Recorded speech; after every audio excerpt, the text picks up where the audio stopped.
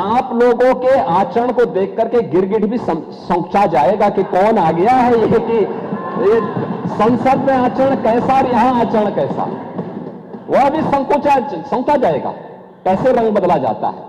यानी दिल्ली से लखनऊ पहुंचते पहुंचते जब आधी आबादी के आक्रोश को झेलना पड़ रहा है, अब यहां पर रंग बदल गए। अब कह रहे हैं 33% आरक्षण होना चाहिए, तो सदन में विरोध क्यों किए? क्यों सदन में विरोध किए?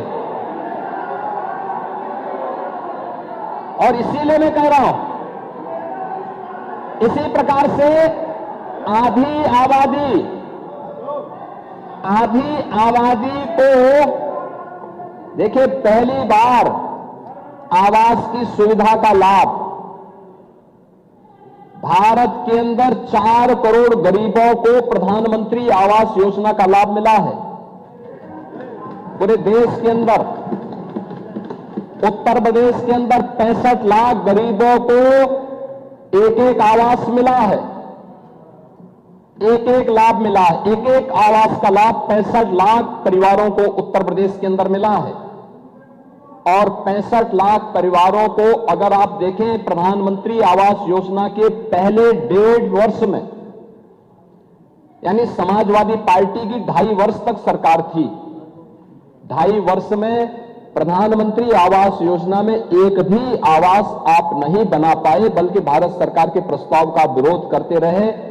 ये डबल इंजन की एनडीए की सरकार आई, हम लोगों ने आने के बाद पिछले 9 वर्ष में 65 लाख गरीबों के लिए आवास बनाए हैं और उन तबकों को भी आवास उपलब्ध करवाया है जिनके पास कोई आसरा नहीं था। और इनमें से ज्यादातर आवास महिला लाभार्थी के नाम से है, यानी महिला भी लाभार्थी हो सकती है और उसके नाम पे आवास हो सकता है। ये भी सुविधा उपलब्ध करवाई है, ये भी उनको सुविधा भी उपलब्ध करवाई। ऐसे ही आबादी की लैंड, आप तो जानते हैं गांव में ज्यादातर लोग ऐसे होते हैं जिनके पास अपनी भूमि नहीं होती है। ग्राम पंचायत आबादी की लैंड में उसको आवंटित करती है, पट्टा देती है, वो उसी पे अपना मकान बनाता है, लेकिन उसका मालिकाना अधिकार उसके पास नहीं होता है, कागज नहीं होता था। पहली बार प्रधानमंत्री ग्रामीण अभिलेख के माध्यम से, प्रधानमंत्री घरौनी योजना के माध्यम से उन गरीबों को जहां पे उसका मकान है उसका मालिकाना अधिकार भी मिलेगा और वह महिला के नाम पर होगा। ये पहली बार हुआ है। ये काम कांग्रेस भी कर सकती थी, समाजवादी पार्टी भी कर सकती थी, प्रदेश में अन्य दलों की सरकारें भी कर सकती थी, नहीं किए। और मैं कह सकता हूं कि आज डबल इंजन की एनडीए की सरकार ने किया है और भारत के अंदर 3 करोड़ परिवारों को यह अधिकार मिला है और उनमें से 1 करोड़ से ज्यादा लोगों को केवल उत्तर प्रदेश के अंदर अधिकार प्राप्त हुआ है। यह भी महिलाओं के नाम पर ये सभी अधिकार पत्र जारी हुए हैं।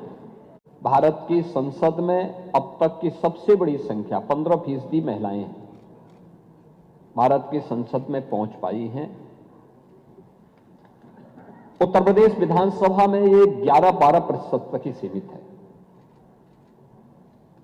अगर इसी संख्या को हम बढ़ा करके 33% अनिवार्य रूप से कर लें और कुछ अन्य महिलाएं भी अगर आएंगी तो संख्या 35 से 40% तक पहुंच सकती है, जो आधी आबादी के अनुरूप मिलने वाले उनके अधिकार के साथ साथ महिलाओं से जुड़े हुए महत्वपूर्ण मुद्दों पर चर्चा कर सके।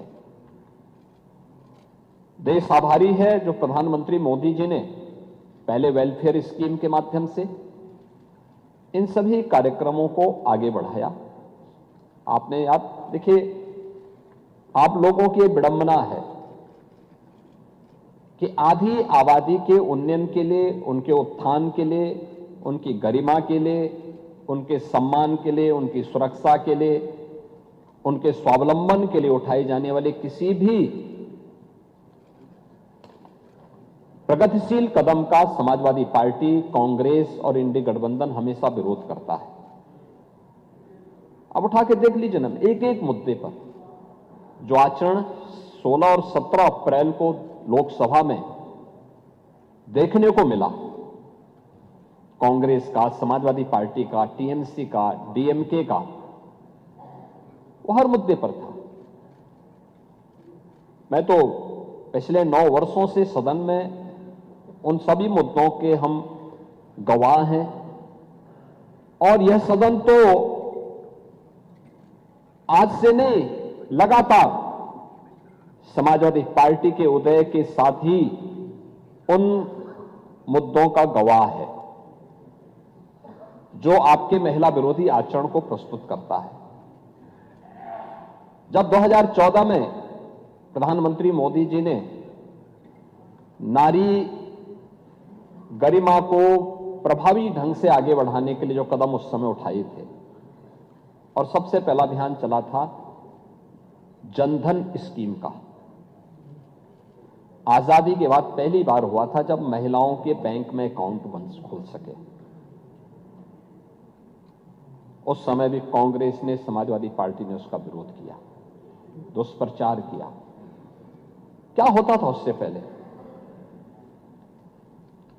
एक महिला जो बैंक में जिसका अकाउंट नहीं था, अगर सरकार की किसी लाभार्थी परक योजना से जुड़ती थी तो आधा भी उसको लाभ नहीं मिल पाता था।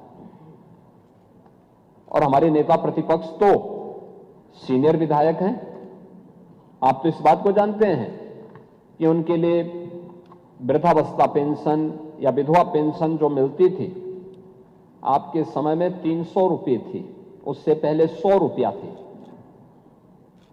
और वह 100 रुपये में आधा पैसा केवल कमीशन खोरी का जाता था। समाज कल्याण विभाग का बाबू और उसके इर्द गिर्द की वह चंडाल चौकड़ी उस पैसे को खा जाती थी।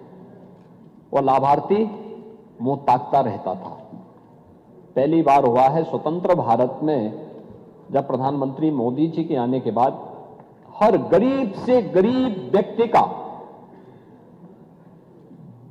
जीरो अकाउंट खुला, जीरो बैलेंस में अकाउंट खुला,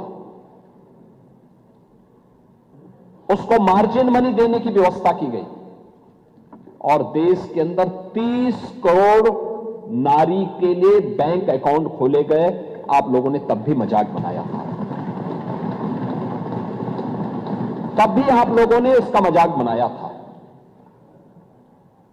कि साहब देखिए ये अपमान हो रहा है महिलाओं का।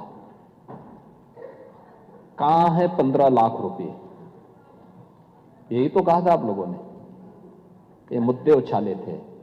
लेकिन कोविड कालखंड में आप याद करिए, शासन की योजना लाभार्थी परक अभियान के तहत सीधे हर नारी के बैंक अकाउंट में शासन की सुविधा का लाभ प्राप्त होता हुआ दिखाई दिया।